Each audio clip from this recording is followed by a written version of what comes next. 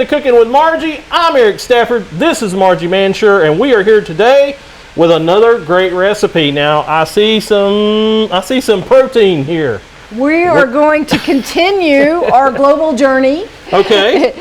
And we're going to try a Moroccan-inspired chicken dish. Oh, the cool. Protein. So it's called chicken tagine. And that might not be the way to pronounce it, but that's the way we're pronouncing it. That's it. So, now, if you think about Morocco, which I don't normally think about Morocco, no, but I'd like to go there, but other than that, it would be interesting for sure. But after seeing this dish or this recipe, I was thinking about, okay, where exactly is Morocco? And it's just south of Spain. So it's in North Africa. Okay. And so if you think about that whole area, there's not much space between Spain and North Africa. There's like a great passageway for people in previous centuries that they would travel through there between Africa and Europe.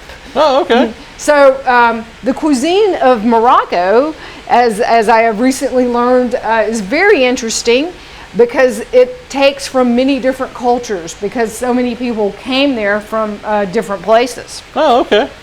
So is it like the spice road, you know, where they talk about the spice route and stuff like that? Yes, yes, that would be one of the spice routes. All right. So usually it has a good bit of spice to it, and it might have different fruits and vegetables, dried fruits, things like that. So, okay. So this is going to be chicken tagine is going to be a stew, and tagine is the word for stew. It could be any kind of stew, but we're going to use the chicken. All so right. I'm going to go ahead and I'm going to brown my chicken. Okay. I'm going to use chicken thighs because I think we've talked about this before. I like dark meat, and my family likes dark meat.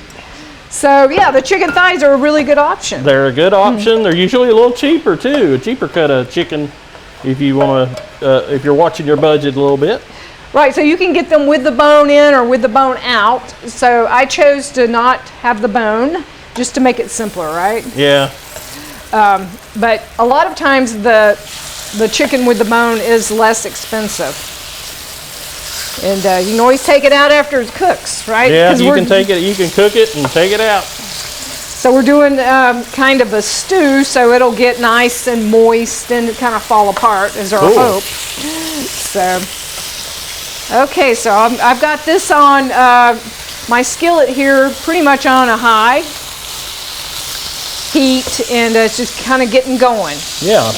And so I'm not trying to cook this all the way through. I'm just going to brown it because that'll give it some more flavor than just like putting it in there without browning it. Oh, okay. It always does. Anytime you brown something, it sweetens it a bit and gives it that nice flavor that we like.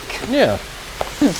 Okay, so you ready for your job today? I'm ready for my job as sous chef. You always do a great job as sous chef. I'll try. Okay, so we need 2 tablespoons of lemon zest. Oh, lemon zest? That much zest? That's a lot of zest. So That's a lot of zest. This is going to have a really tangy flavor. Okay, or stew will. And I forgot my zester, you know, the flat one, but you can always use that. Yeah, we got the grater to zest with. All right, so we'll zest up. So the tagine is actually the word comes from the pot. It's a clay pot that this dish was traditionally cooked in. Oh, okay. And it was round, kind of like this, round with not real high sides. And then it had a dome-shaped lid so that any of the fluid would just go up in the lid and then just drip back down into the stew. Okay. So I saw some pictures of that, the tagines, and they look really interesting. I mean, some of them are sold as decorative objects. I'm sure. So they would put any kind of meats, beef, lamb, whatever pork, you got. Whatever you got. Yeah. Whatever you got. And then whatever vegetables you want, along with some fruits. Okay. And then, of course, some spices. Oh yeah, I got it. So- Okay, it's starting to brown a little bit. Just what we want to see.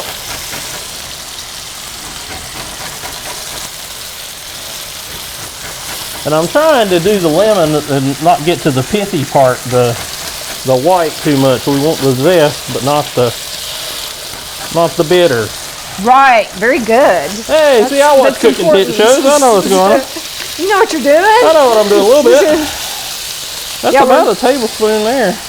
Probably. Probably. And you said 2? You want to, there's a measuring, it doesn't have to be exact, but, Okay. but yeah, 2 tablespoons. Ah! My lemon's rolling away. Plus or minus.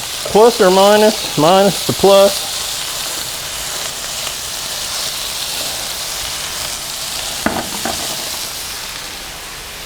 I got about 1.5. So we're going to serve this on couscous, which is, Oh, I love couscous. it's a grain that originated in that area Oh, as well. okay. And it was, they know that around 1400 years ago it was being used there, being cooked, Okay. Being couscous. which is a really long time.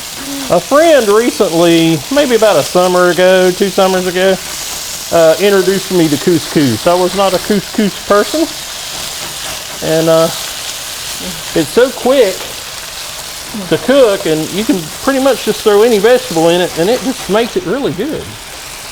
Yeah, I went ahead and with the couscous, all you have to do is boil the water and then put it in Yeah. and take it off the heat and Yeah. wait 5 minutes. Wait 5 minutes, man. And it's ready. So that's quite a grain. So you got Quick some. grain. If you've got some vegetables and you got some couscous, you got a meal.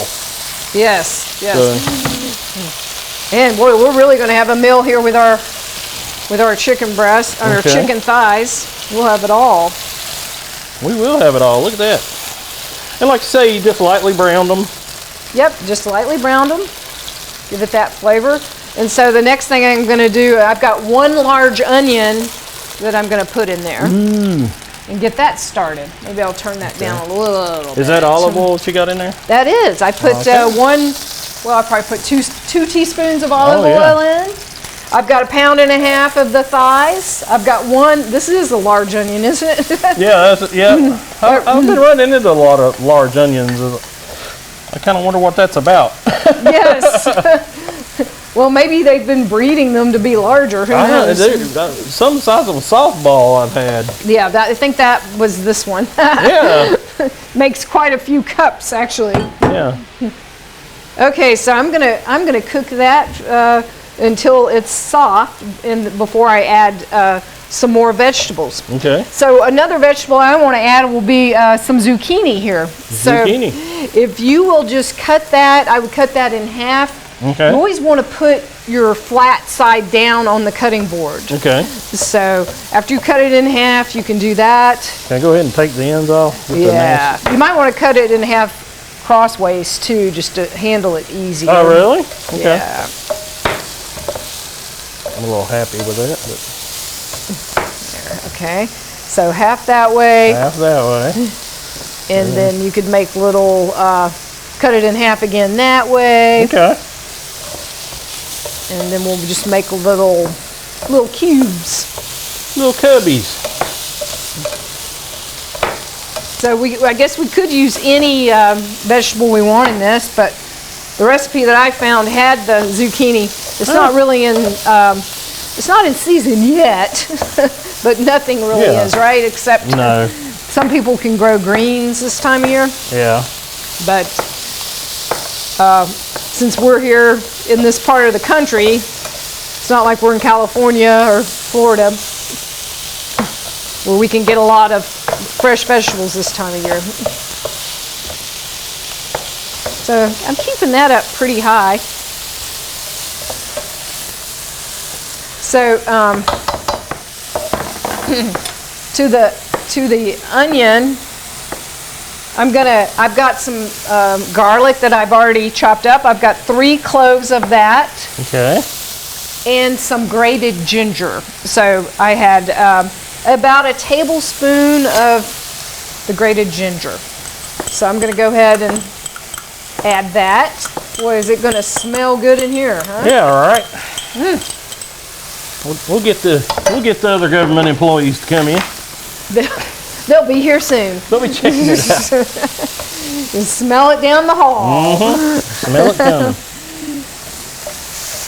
And then I'm going to add 2 tablespoons of tomato paste. This will be nice. This'll. I always like tomato paste. It just seems like it makes our broth richer. We're going to put broth in a minute. It's got so much flavor to it. It really does. I just if I have a salsa and they put a little more, if they put some tomato paste in it or something, I just love it so much more. And have you ever froze your tomato paste? No. They always give you this jar and then say, oh, I need a tablespoon. So then what? So I like to freeze it. Now on some of the cooking shows, they'll show it in a tube. Really? But I've never really seen it in a tube. I think that would be handier because you can squeeze it out like toothpaste and go about your business. That's a great idea. Yeah. It could I guess be you put it in the refrigerator. Yeah, that's what I was thinking. It's kind of like ketchup. Yeah. And it seems like it would last a while because it's a acidic food, so that would help. All right, so I got that there. You want to? Well, you know what? I'm going to wait a little bit on those because they don't take as long. They don't take as long to cook, they'll do be they? quick. So I'm going to put in. I've got 2 cups of chicken stock. I'm going to put in all but a little bit because I might want to thicken this up at the end with some cornstarch. So, and let's see. I'm going to let you measure out some paprika. Okay. I need 1 teaspoon of that. Okay. So. Teaspoon. But I have seen other recipes where maybe curry powder could be used in this. If you want Dump it in? Dump her in. Shake it out. So if you like curry powder, paprika's just adds a nice smooth flavor. Oh, yeah. We also have coriander, if you want to get a half a teaspoon of that. Half a teaspoon of coriander. This Corey? Hey, Corey. Hey, coriander. That is also a good Indian type spice. Oh, yeah. Asian. Gotta have a little coriander. You ready for that? I'm ready. Boom. Yeah. Boom with the coriander. Oh, yeah. That's really coming out. Yep. Okay. So I think now I'll go ahead and put my carrots in. They're going to take a little bit longer to cook than the zucchini. So I always think that way. How long are these vegetables going to take? And yeah, you got a root vegetable. It's going to take you a little bit. Kind of hard, but growing under the ground. It's kind of funny. A carrot, I like it. Either I want it raw or cooked. yeah, or cooked well. I mean, that's what it is. It's like you either want it crunchy or mushy. Yeah, Kinda not too mushy, but just the right mushy. Like I like Japanese carrots, where they do the carrots at a Japanese restaurant. Oh, and they're kind of because they got to put sugar on it. I mean, carrots are sweet by themselves. They put a lot of sugar on it. I'm sure they do, because that's why I like them. They're extremely sweet. Okay, I'm just going to slide that chicken in. Ba-bam. Kind of mix that together. And again, that could be beef stew beef. We wanted to cook that with that would be delicious with these flavorings. Yeah. Now, is this something you could kind of put in a crock pot and leave all day? I don't see why you couldn't. It seems like a good brown the crock chicken pot and kind of thing, put it in there. Yeah. And then it'd get, it'd fall apart really good because it cooked all day. It'd be there when you got home. It'd be waiting on you. You would be happy. All right, so now let's go ahead and put the lemon zest in there. Okay. A little zest. Put all that. Boom. There it goes. We're zesting. I'd kind of forgot about the lemon zest. It was hanging out. So since they have all the temperate climate there in Morocco, they probably have had access to trees and have access to lemon trees. Yep. Maybe. All kind of citrus. Yes. Okay, so now I'm just going to cover that and let it simmer for a couple more minutes before we put our zucchini in. Zucchini. There it goes. So since I do not have the Tagine vessel with the cool hood, Well, it's the same thing. I mean, it's going to steam it up that way. that's true. It's containing the steam. So that's basically we're just steaming it now. We'll turn that down a little bit. So I thought we could go and put together our couscous and get that Sweet. ready. Sweet. So, as I said, it only takes a couple of minutes. So I just put that in some boiling water. I took 1 cup, put it in a cup and a quarter of boiling water. And so we're going to add, let's see. Oh, I do need 2 teaspoons of fresh lemon juice. Okay. Oh, okay. So you this can bad get boy's been that for me. Okay. Am I going to try to squeeze it into this thing, or how am I doing it? You know, it doesn't really have to be exact. So that's kind of hard to squeeze it. It's kind of hard to squeeze it in there, isn't it? I was gonna. Or you could squeeze I thought it. about You putting could it in squeeze there. it in there. Yeah. I was also going to try to massage it a little bit to make sure I got that much. Yes, But I think you will.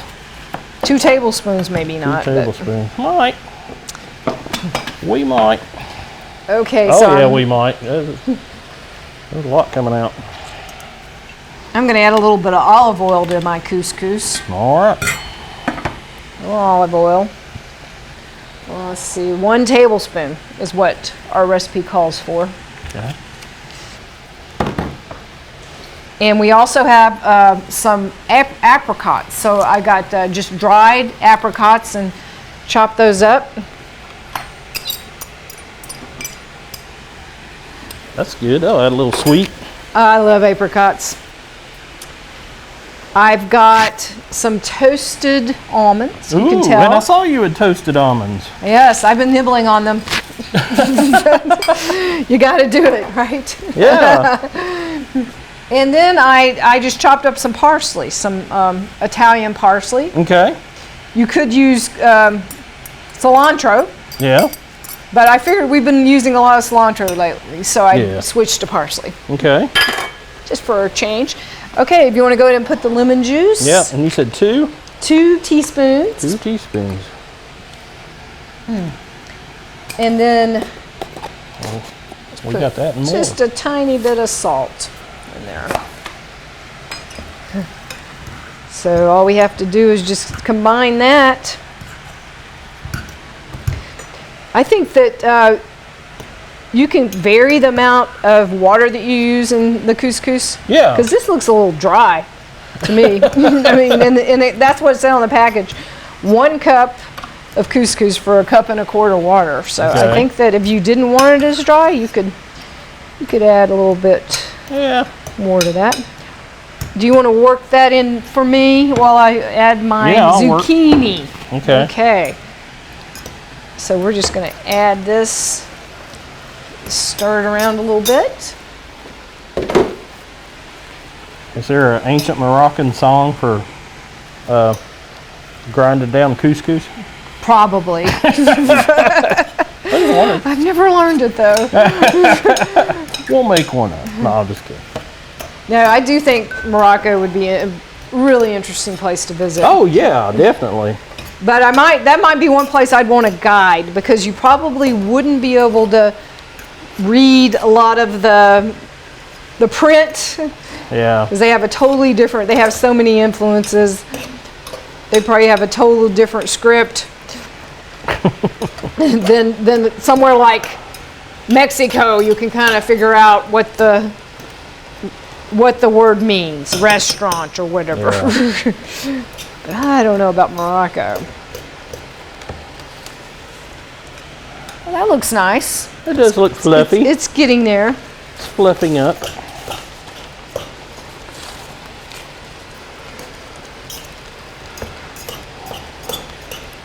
Okay, so at this point, I guess we just want to make sure our chicken cooks all the way through, and our Oh yeah. our vegetables are the level that we want them to be. So shouldn't take too long, No. and we'll be ready. Here we So this has been simmering for about 10 or 15 minutes. Uh-huh. So I think everything's looking just about ready. Okay, cool. Perfect. It smells ready. It does, doesn't it? Yes, it does. Yum. So we're gonna put a little bit more lemon in that. So Okay. do you mind putting 2 tablespoons of lemon juice? Yes, There. 2 All tablespoons right. of lemon juice.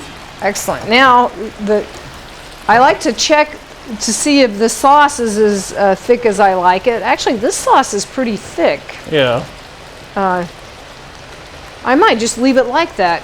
If you Okay. wanted to, you could thicken it with a little bit of cornstarch by putting some cornstarch in some broth. But I Okay. think I'm just going to pour that broth in there. And since we've got the couscous, it might be nice to have some of that sauce that will soak it up, right? Okay, Because that's the right. couscous is a little bit dry. That's a little dry. All right, if you want to put some couscous in our bowl, Okay. we can give that a go. So either way, if you want to, you could eat it on the side if you want, but I think it's nice on the couscous. Okay. And we will put it on the couscous. So this is going to serve, wow, at least 4. Depends on how big your appetite is, right? You could probably 4 to 5 people. Oh yeah. Doesn't that And there's look your one bowl meal there. nice? It really is. Oop. Not a lot of dishes with that. No, not at all. And it's ready to go. Sweet. All right, are you ready for lunch? I'm ready for lunch. Are you guys ready for lunch? Let's have some lunch or dinner. Or either dinner, way. either way, it's a great one meal thing. And like I say, I think you could do it in a crock pot and let it, just, I mean, it would string that chicken out and let it hang out all day. Oh, it would be so great to come home to that. And it would smell good. It smells super. Yeah, it smells great. Well, Margie, I appreciate you taking the time to show us a little bit of the world through our kitchen. Yeah, thank you so much for joining us. I hope you try it.